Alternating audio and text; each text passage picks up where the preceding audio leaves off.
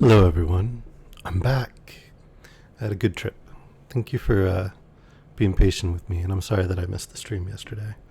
But I had a good time, had a good visit, even if it was short. Got back late last night, slept in some this morning, so I get to start my day with all of you and read a little bit more of our story. Just had a little bit of breakfast, and get a nice hot cup of tea.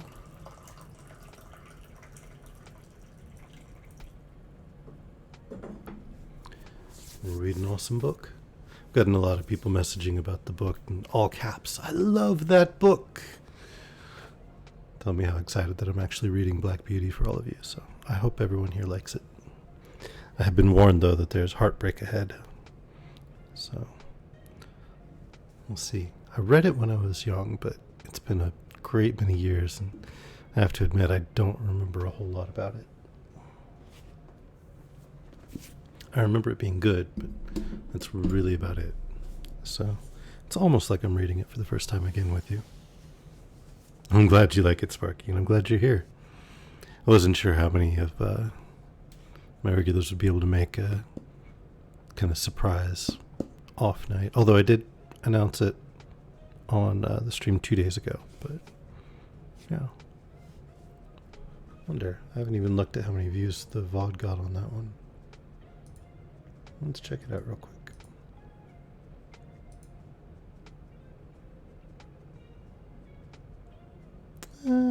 Not so many. That's alright though. I was gone for a while, so imagine people thought maybe I'd quit or gone away or, I don't know, fallen off of the internet. I am sorry. I just threw me for a loop hearing that I had a brain injury, and that was what was causing me problems with screens and games and that kind of thing. So, been a little frustrating. Okay, I understand, Vela. I'm glad you're here for a little bit.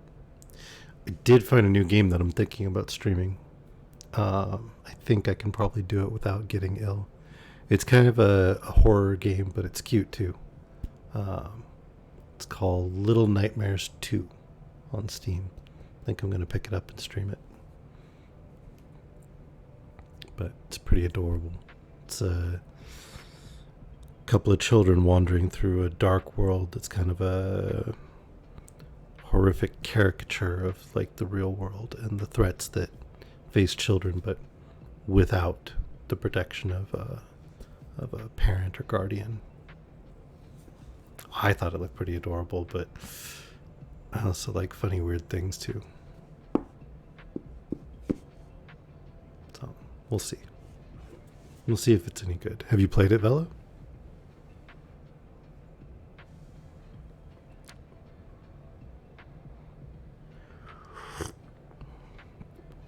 Ah, that's hot. Hot. Hot. Like in a bad way or like in a scary horror way?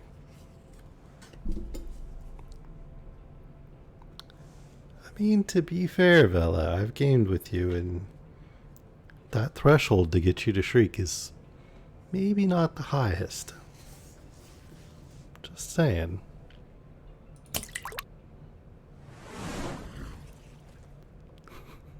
I'm not trying to be mean, but, you know. Oh, that looks cool. I like that.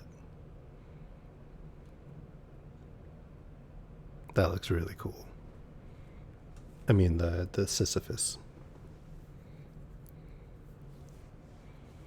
But, yeah, I've seen you shriek fairly readily, Bella. Just saying. Alright. Well, we had just finished chapter 9, and so now we're on chapter 10. A Talk in the Orchard. And I will probably only read about another hour today, because I do have other things I want to do, and I promised somebody I'd try to play some games with them too. So I will be in Discord after the reading, though. A Talk in the Orchard. Ginger and I were not of the regular tall carriage horse breed. We had more of the racing blood in us. We stood about 15 and a half hands high. We were therefore just as good for riding as we were for driving, and our master used to say that he disliked either horse or man that could do but one thing. And, as he did not want to show off in London parks, he preferred a more active and useful kind of horse. As for us, our greatest pleasure was when we were saddled for a riding party. The master on Ginger, the mistress on me, and the young ladies on Sir Oliver and Merrylegs. It was so cheerful to be trotting and cantering all together that it always put us in high spirits. I had the best of it, for I always carried the mistress. Her weight was little, her voice was sweet, and her hand was so light on the rein that I was guided almost without feeling it. Oh, if people knew what a comfort to horses a light hand is, and how it keeps a good mouth and a good temper, they surely would not chuck and drag and pull at the reins as they often do. Our mouths are so tender that where they have not been spoiled or hardened with bad or ignorant treatment, they feel the slightest movement of the driver's hand, and we know in an instant what is required of us. My mouth had never been spoiled, and I believe that was why the mistress preferred me to Ginger, although her paces were certainly quite as good. She used often to envy me, and said it was all the fault of breaking in and the gag bit in London that her mouth was not so perfect as mine. And then old Sir Oliver would say, "There, there, don't vex yourself. You have the greatest honour. A mare that can carry a tall man of our master's weight, with all your spring and sprightly action, does not need to hold her head down because she does not carry the lady. We horses must take things as they come, and always be contented and willing, so long as we are kindly used." I'd often wondered how it was that Sir Oliver had such a very short tail. It really was only 6 or 7 inches long, with a tassel of hair hanging from it, and on one of our holidays in the orchard, I ventured to ask him by what accident it was that he had lost his tail. "Accident," he snorted, with a fierce look. "It was no accident. It was a cruel, shameful, cold-blooded act. When I was young, I was taken to a place where these cruel things were done. I was tied up and made fast so that I could not stir. And then they came and cut off my long, beautiful tail, through the flesh and through the bone, and took it away." "How dreadful!" I exclaimed. "Dreadful! Ah, it was dreadful.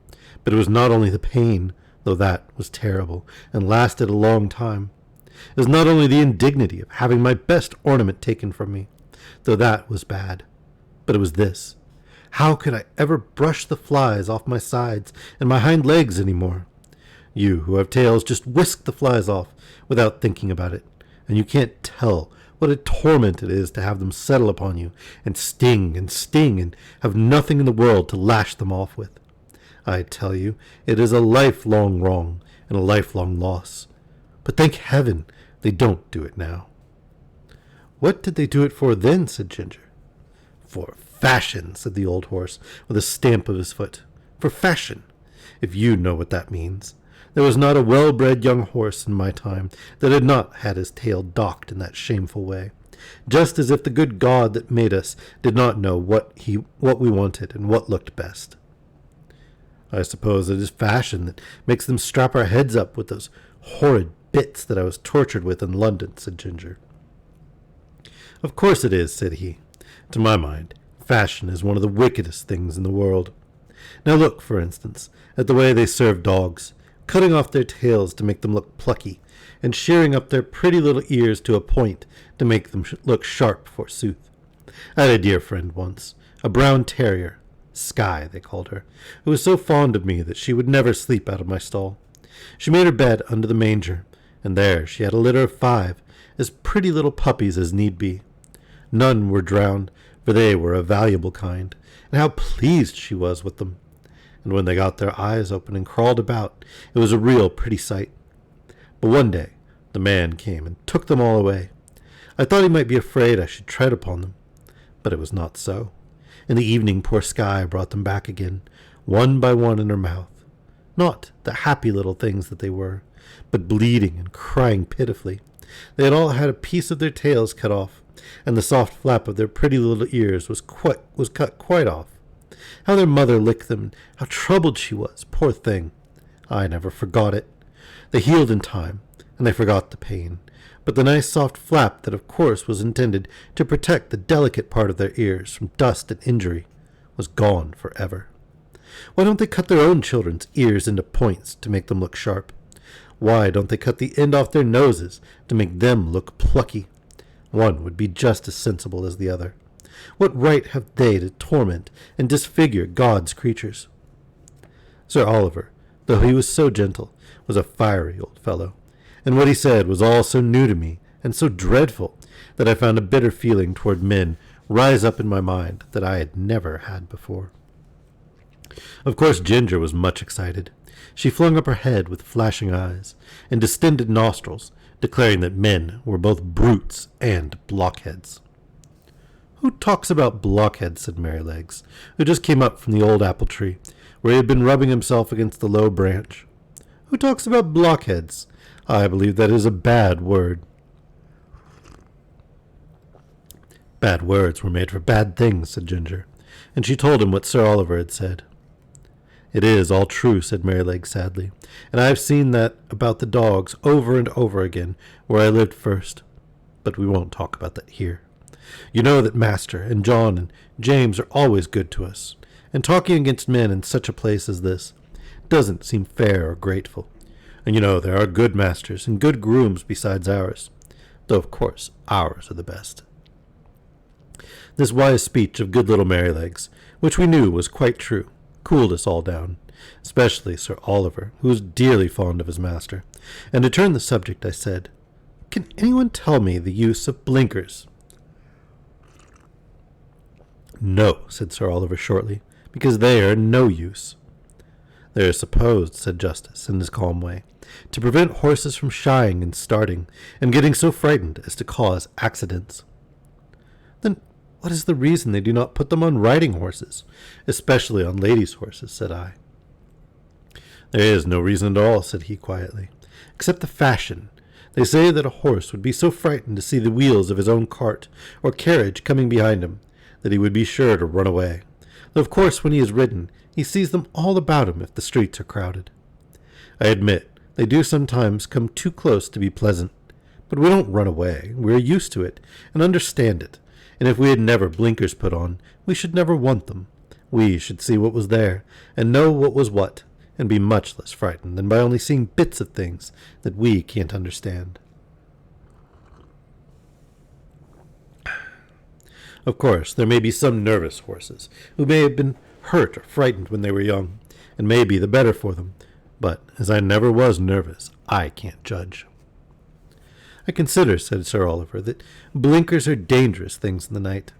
We horses can see much better in the dark than man can, and many an accident would never have happened if horses might have had the full use of their eyes. Some years ago, I remember, there was a hearse with 2 horses returning one dark night, and just by Farmer Sparrow's house, where the pond is close to the road, the wheels went too near the edge, and the hearse was overturned into the water. Both the horses were drowned, and the driver hardly escaped. Of course, after this accident, a stout white rail was put up that might be easily seen, but if those horses had not been partly blinded, they would of themselves have kept farther from the edge, and no accident would have happened. When our master's carriage was overturned before you came here, it was said that if the lamp on the left side had not gone out, John would have seen the great hole that the road makers had left, and so he might. But if old Colin had not had blinkers on, he would have seen it, lamp or no lamp, for he was far too knowing an old horse to run into danger. As it was, he was very much hurt. The carriage was broken. How John escaped, nobody knew. "I should say," said Ginger, curling her nostril, "that these men, who are so wise, had better give orders that in future all foals should be born with their eyes set just in the middle of their foreheads, instead of on one side. They always think they can improve upon nature and mend what God has made." Things were getting rather sore again, when Merrylegs held up his knowing little face and said, "I'll tell you a secret. I believe John does not approve of blinkers. I heard him talking with Master about it one day. The Master said that if horses had been used to them, it might be dangerous in some cases to leave them off. And John said he thought it would be a good thing if all colts were broken in without blinkers, as was the case in some foreign countries. So let us cheer up and have a run to the other end of the orchard. I believe the wind has blown down some apples, and we might just as well eat them as the slugs." Merrylegs could not be resisted, so we broke off our long conversation and got up our spirits by munching some very sweet apples which lay scattered on the grass. Chapter 11.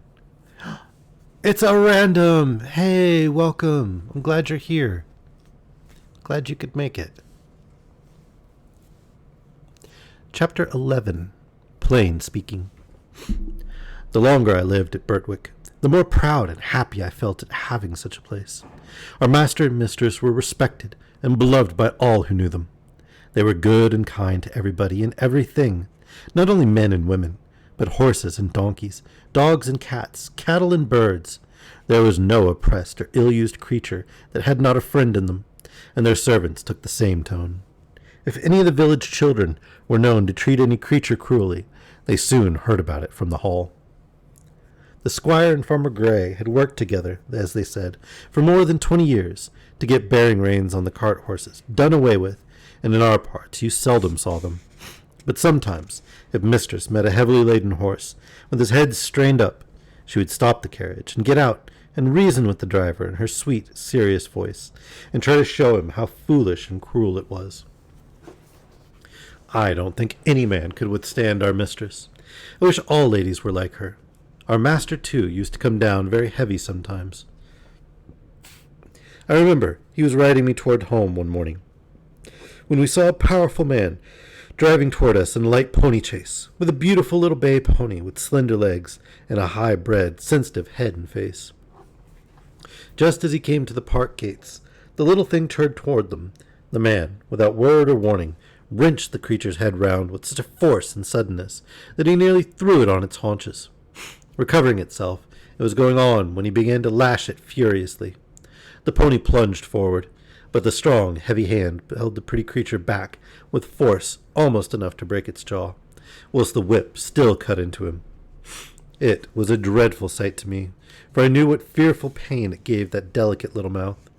But master gave me the word, and we were up with him in a second. "Sawyer," he cried in a stern voice, "is that pony made of flesh and blood?" "Flesh and blood and temper," he said. "He's too fond of his own will, and that won't suit me." He spoke as if he were in a strong passion. He was a builder who had often been to the park on business. "And do you think," said master sternly, "that treatment like this will make him fond of your will?" "He had no business to make that turn. His road went straight on," said the man roughly. "You have often driven that pony up to my place," said master. "It only shows the creature's memory and intelligence. How did he know that you were not going there again? But that has little to do with it. I must say, Mr. Sawyer, that more unmanly, brutal treatment of a little pony it was never my painful lot to witness. And by giving way to such passion, you injure your own character as much, nay more, than you injure your horse. And remember, we shall all have to be judged according to our works, whether they be toward man or toward beast." Master rode me home slowly, and I could tell by his voice how the thing had grieved him. He was just as free to speak to gentlemen of his own rank as to those below him. For another day, when we were out, we met a Captain Langley, a friend of our master's. He was driving a splendid pair of greys in a kind of break. After a little conversation, the captain said, "What do you think of my new team, Mr. Douglas? You know, you are the judge of horses in these parts, and I should like your opinion." The master backed me a little so as to get a good view of them. "They are an uncommonly handsome pair," he said, "and if they are as good as they look, I am sure you need not wish for anything better. But I see you get hold of that pet scheme of yours for worrying your horses and lessening their power." "What do you mean?" said the other. "The bearing reins? I know that's a hobby of yours. Well, the fact is, I like to see my horses hold their heads up." "So do I," said master, "as well as any man, but I don't like to see them held up. That takes all the shine out of it."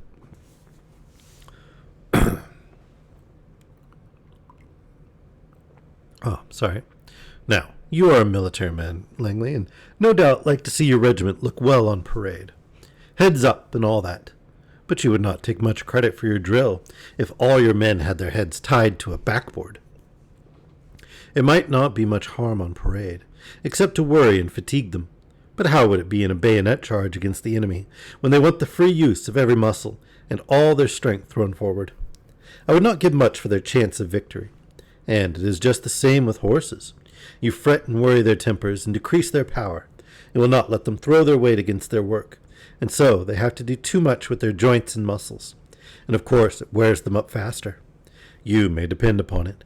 Horses were intended to have their heads free as men's are, and if we could act a little more according to common sense, and a good deal less according to fashion, we should find many things work easier. Besides, you know as well as I that if a horse makes a false step, he has much less chance of recovering himself if his head and neck are fastened back. And now, said the man, laughing, I have given my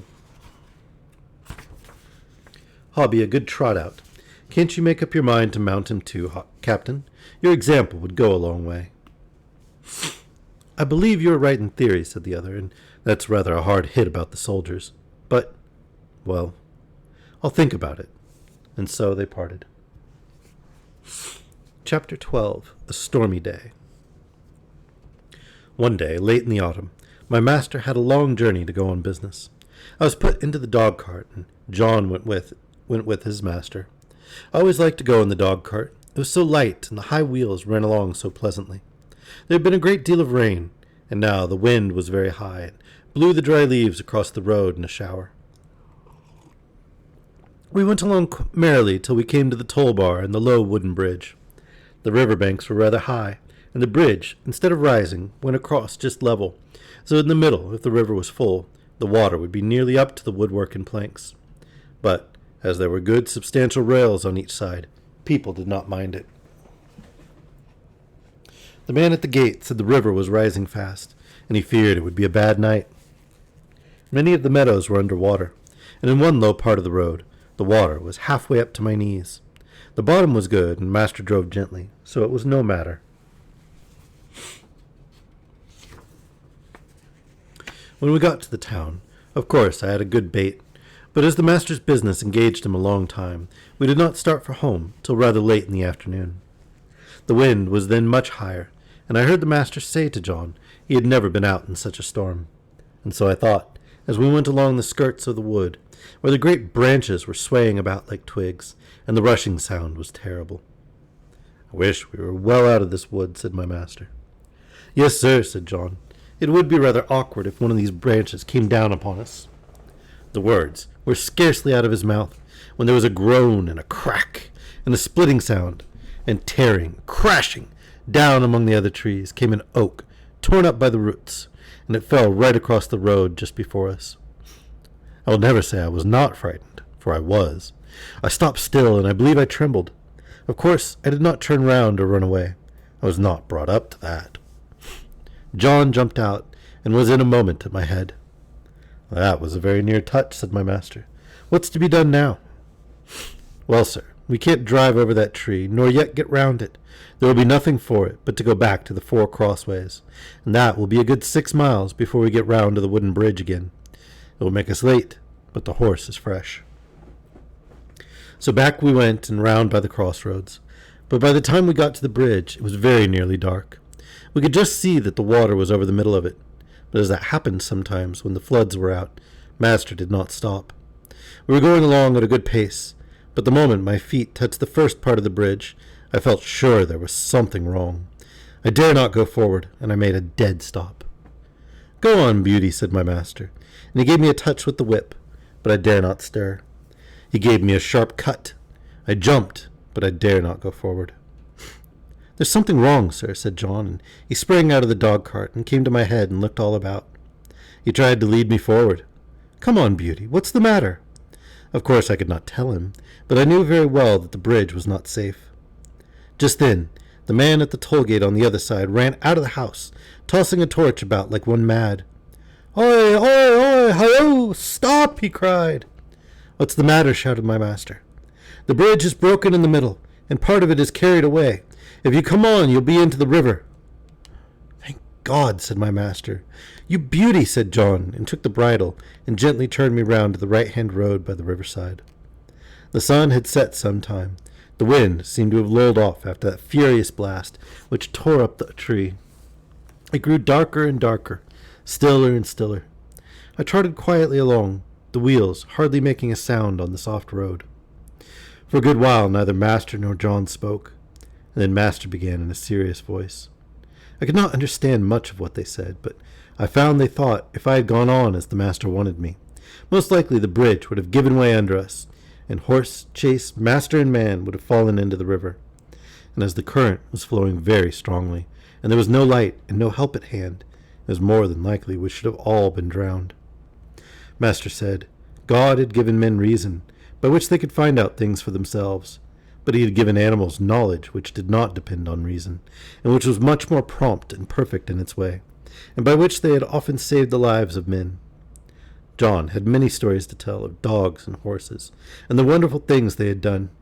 He thought people did not value their animals half enough, nor make friends of them as they ought to do. I am sure he makes friends of them if ever a man did. At last we came to the park gates, and found the gardener looking out for us. He said that mistress had been in a dreadful way ever since dark, fearing some accident had happened, and that she had sent James off on justice, the roan cob, toward the wooden bridge to make inquiry after us.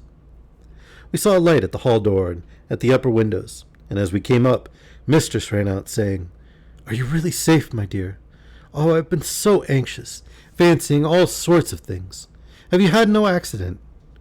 No, my dear, but if your black beauty had not been wiser than we were, we should all have been carried down the river at the wooden bridge." I heard no more, as they went into the house, and John took me to the stable. Oh, what a good supper he gave me that night! A good bran mash and some crushed beans with my oats, and such a thick bed of straw, and I was glad of it, for I was tired. Chapter 13. The Devil's Trademark.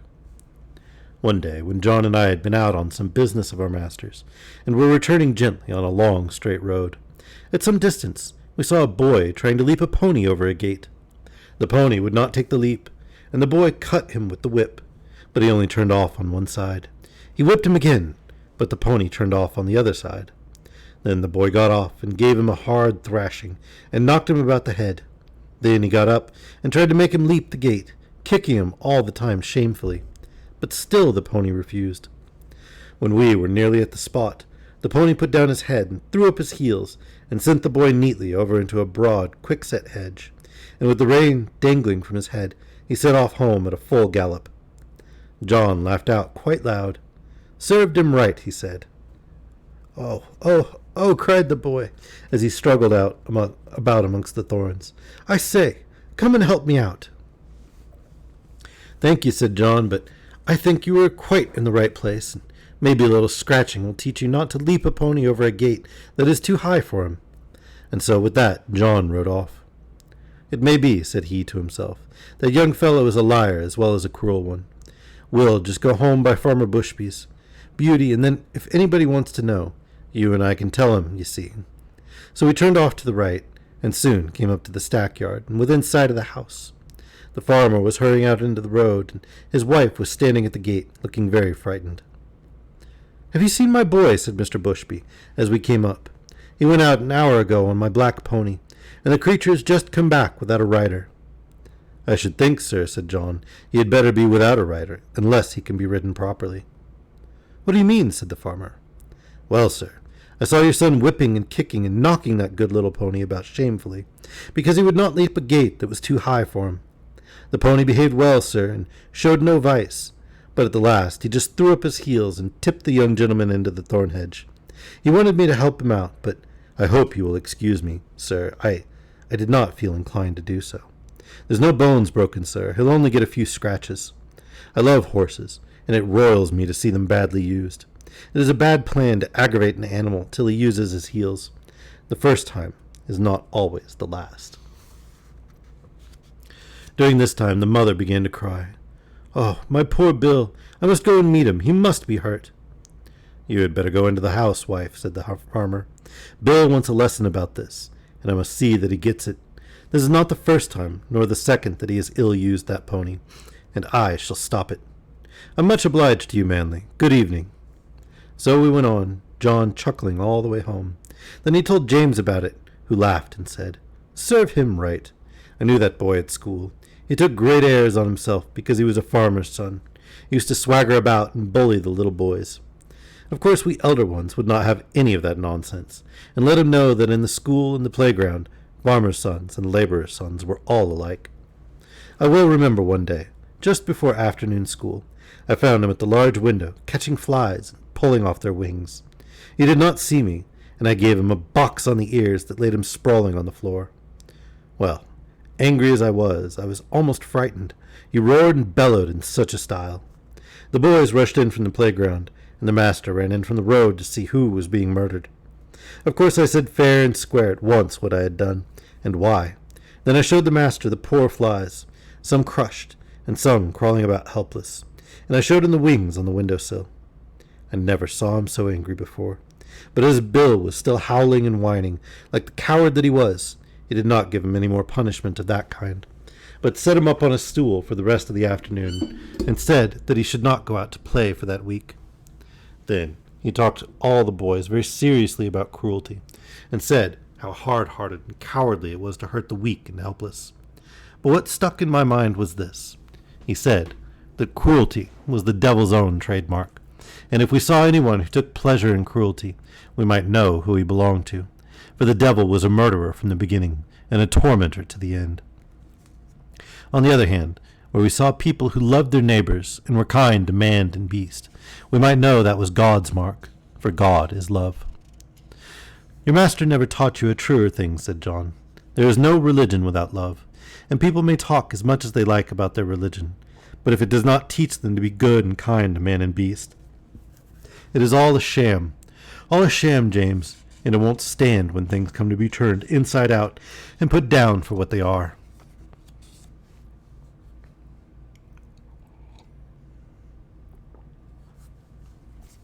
I think that's something that a lot of people could stand to learn. Chapter 14, James Howard.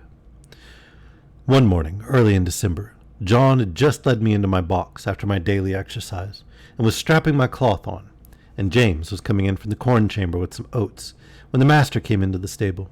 He looked rather serious and held an open letter in his hand. You're welcome, Vella. I hope you enjoy it.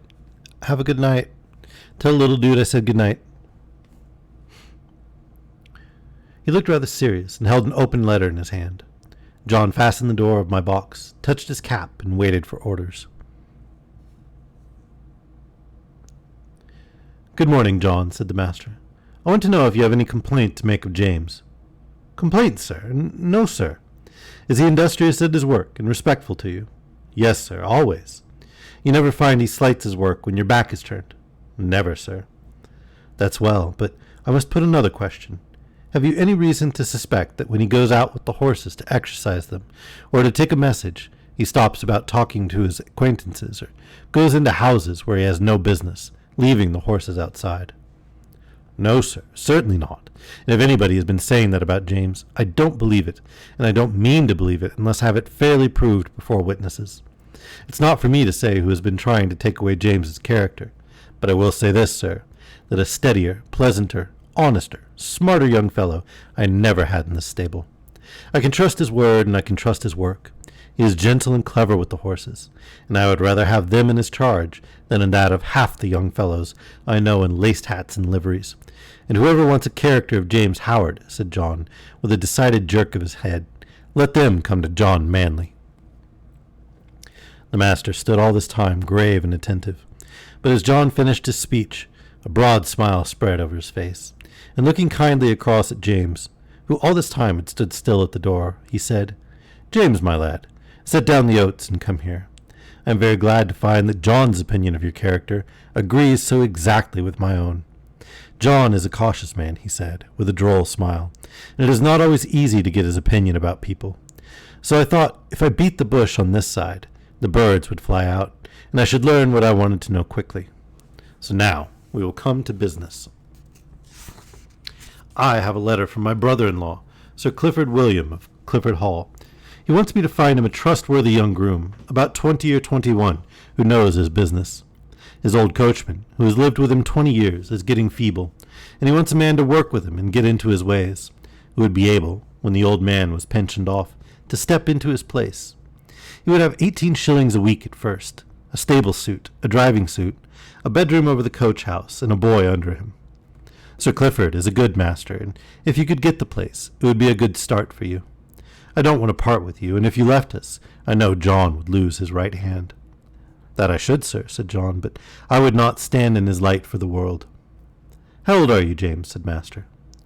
19 next May, sir." "That's young. What do you think, John?" "Well, sir, it is young, but he is as steady as a man, and is strong and well grown, and though he has not had much experience in driving, he has a light, firm hand and a quick eye, and he is very careful, and I am quite sure no horse of his will be ruined for want of having his feet and shoes looked after." "Your word will go the furthest, John," said the master, for Sir Clifford adds in a postscript, "If I could find a man trained by your John, I should like him better than any other. So, James, lad, think it over. Talk to your mother at dinner time, and then let me know what you wish." In a few days after this conversation, it was fully settled that James should go to Clifford Hall in a month or 6 weeks, as it suited his master, and in the meantime he was to get all the practice in driving that could be given to him. I never knew the carriage go out so often before. When the mistress did not go out, the master drove himself in the two-wheeled chaise. But now, whether it was master or the young ladies or only an errand, Ginger and I were put into the carriage, and James drove us. At the first, John rode with him on the box, telling him this and that, and after that, James drove alone. Then it was wonderful what a number of places the master would go to in the city on Saturday, and what queer streets we were driven through. He was sure to go to the railway station just as the train was coming in, and cabs and carriages, carts and omnibuses were all trying to get over the bridge together. That bridge wanted good horses and good drivers when the railway bell was ringing, for it was narrow and there was a very sharp turn up to the station, where it would not have been at all difficult for people to run into each other if they did not look sharp and keep their wits about them.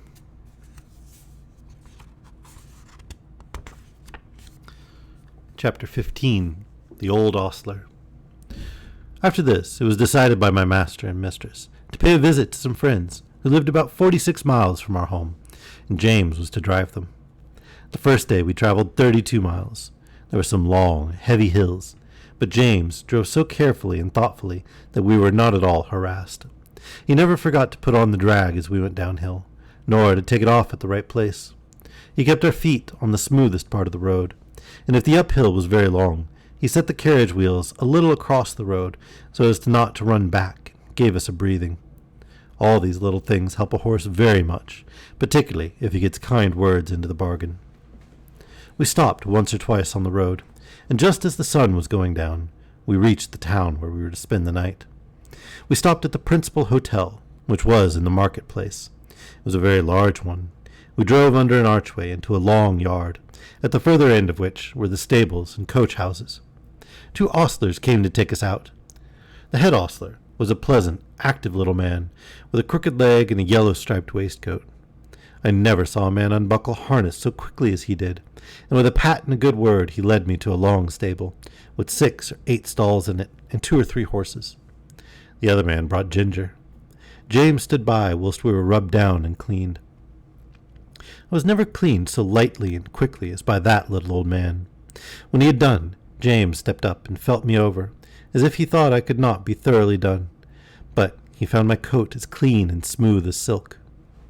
"Well," he said, "I thought I was pretty quick, and our John quicker still, but you do beat all I ever saw for being quick and thorough at the same time." "Practice makes perfect," said the crooked little ostler, "and 'twould be a pity if it didn't. 40 years' practice and not perfect. Ha! That would be a pity. And as to being quick, why, bless you, that is only a matter of habit. If you get into the habit of being quick, it is just as easy as being slow. Easier, I should say, in fact. It don't agree with my health to be hulking over a job twice as long as it need take. Bless you, I couldn't whistle if I crawled over my work, as some folks do. You see, I've been about horses ever since I was 12 years old, in hunting stables and racing stables. And being small, you see, I was jockey for several years.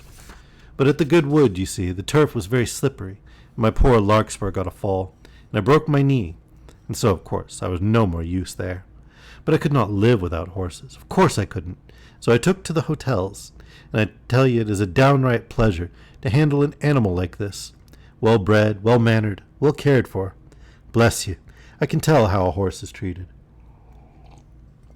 Give me the handling of a horse for 20 minutes, and I'll tell you what sort of a groom he has had. Look at this one. Pleasant, quiet, turns about just as you want him, holds up his feet to be cleaned out, or anything else you please to wish. Then you'll find another, fidgety, fretty, won't move the right way, or starts across the stall, tosses up his head as soon as you come near him, lays his ears and seems afraid of you, or else squares about at you with his heels. Poor things. I know what sort of treatment they have had. If they are timid, it makes them start or shy. If they're high-mettled, it makes them vicious or dangerous. Their tempers are mostly made when they are young. Bless you, they are like children. Train them up in the way they should go, as the good book says, and when they are old, they will not depart from it. If they have a chance, that is. I like to hear you talk, said James. That's the way we lay it down at home, at our master's. Who is your master, young man? It would be a proper question. I should judge he is a good one from what I see. He is Squire Gordon of Birtwick Park, the other side of the Beacon Hills, said James. Ah, so. I have heard tell of him. Fine judge of horses, ain't he? The best rider in the county? I believe he is, said James, but he rides very little now, since the poor young master was killed. Ah, poor gentleman. I read all about it in the paper at the time. A fine horse killed too, wasn't there? Yes, said James. He was a splendid creature, brother to this one, and just like him. Pity, said the old man. It was a bad place to leap, if I remember. A thin fence at top, a steep bank down to the stream, wasn't it? No chance for a horse to see where he is going. Now, I am for bold riding as much as any man, but still, there are some leaps that only a very knowing old huntsman has any right to take. A man's life and a horse's life are worth more than a fox's tail. At least I should say they ought to be. During this time, the other man had finished Ginger and had brought our corn, and James and the old man left the stable together.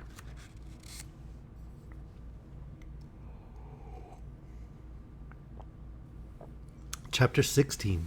The Fire.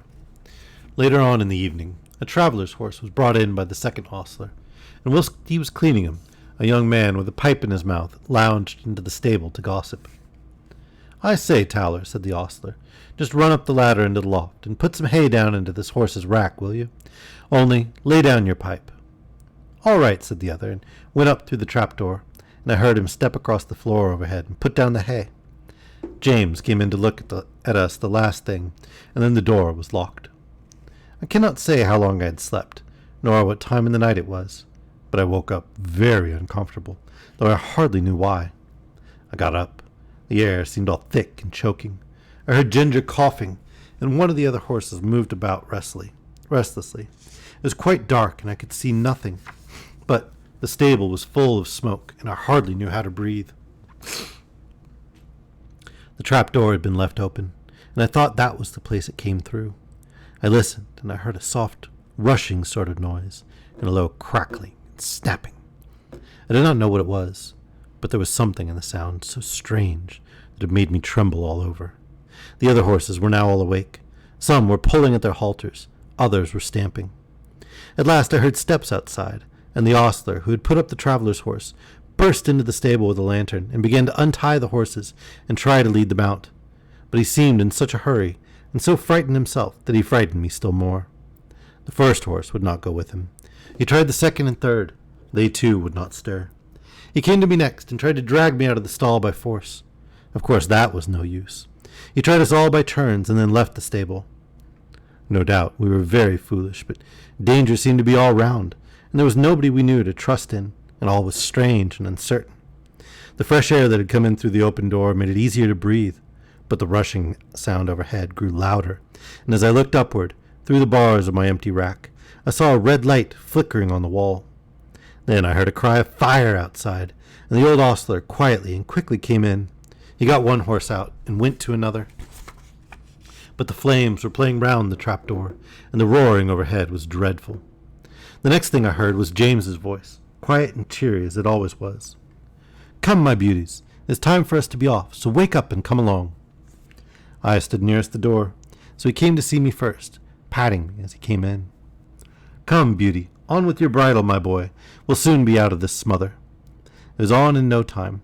Then he took the scarf off his neck and tied it lightly over my eyes, and patting and coaxing, he led me out of the stable. Safe in the yard, he slipped the scarf off my eyes and shouted, "Here, somebody! Take this horse while I go back for the other." A tall, broad man stepped forward and took me, and James darted back into the stable. I set up a shrill whinny as I saw him go. Ginger told me afterward that whinny was the best thing I could have done for her, for had she not heard me outside, she would never have had the courage to come out. There was much confusion in the yard, the horses being got out of other stables, and the carriages and gigs being pulled out of houses and sheds, lest the flames should spread further. On the other side of the yard, windows were thrown up, and people were shouting all sorts of things, but I kept my eye fixed on the stable door, where the smoke poured out thicker than ever, and I could see flashes of red light. Presently I heard above all the stir and din a loud, clear voice, which I knew was Master's. "James Howard! James Howard, are you there?"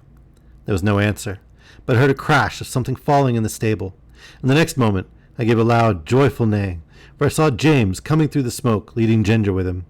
She was coughing violently, and he was not able to speak. "My brave lad," said Master, laying his hand on his shoulder. "Are you hurt?" James shook his head, for he could not yet speak. "Aye," said the big man who held me. "He's a brave lad, and no mistake." "And now," said Master, "when you've got your breath, James, we'll get out of this place as quickly as we can." And we were moving toward the entry, when from the marketplace there came a sound of galloping feet and loud rumbling wheels. "'Tis the fire engine! The fire engine!" shouted 2 or 3 voices. "Stand back! Make way!" And clattering and thundering over the stones, 2 horses dashed into the yard, with the heavy engine behind them. The firemen leaped to the ground. There was no need to ask where the fire was. It was torching up in a great blaze from the roof. We got out as fast as we could into the broad, quiet marketplace. The stars were shining, and except the noise behind us, all was still. Master led the way to a large hotel on the other side. And as soon as the ostler came, he said, "James, I must now hasten to your mistress. I trust the horses entirely to you. Order whatever you think is needed." And with that he was gone. The master did not run, but I never saw a mortal man walk so fast as he did that night. There was a dreadful sound before we got into our stalls, the shrieks of those poor horses that were left burning to death in the stable. It was very terrible, and made both Ginger and me feel very bad. We, however, were taken in and well done by. The next morning the master came to see how we were and to speak to James. I did not hear much, for the ostler was rubbing me down, but I could see that James looked very happy, and I thought the master was proud of him. Our mistress had been so much alarmed in the night that the journey was put off till the afternoon. Excuse me. So James had the morning on hand, and went first to the inn to see about our harness and the carriage, and then to hear more about the fire. When he came back, we heard him tell the ostler about it. At first no one could guess how the fire had been caused, but at last a man said he saw Dick Towler go into the stable with a pipe in his mouth, and when he came out he had not one, and went to the tap for another. Then the under-ostler said he had asked Dick to go up the ladder to put down some hay, but told him to lay down his pipe first. Dick denied taking the pipe with him, but no one believed him. I remember our John Manley's rule, never to allow a pipe in the stable, and thought it ought to be the rule everywhere. James said the roof and floor had all fallen in, and that only the black walls were standing. The 2 poor horses could not be got out, were buried under the burnt rafters and tiles. Poor horses. And though that's a sad note to end on, we're going to end there for today. We'll pick this back up again Wednesday at the regular time, I think. Although I am considering adding a few more time slots for readings. And reading a couple extra times each week. So let me know what you guys think, if that would be something you'd enjoy or not. Put it in the Discord and let me know. Anyway, I hope you have a wonderful day, morning, evening, afternoon, middle of the night, middle of the day, whatever it happens to be and wherever you are. Yeah, that is a little brutal. That's several horses and a couple people dead already. But I will see all of you again later.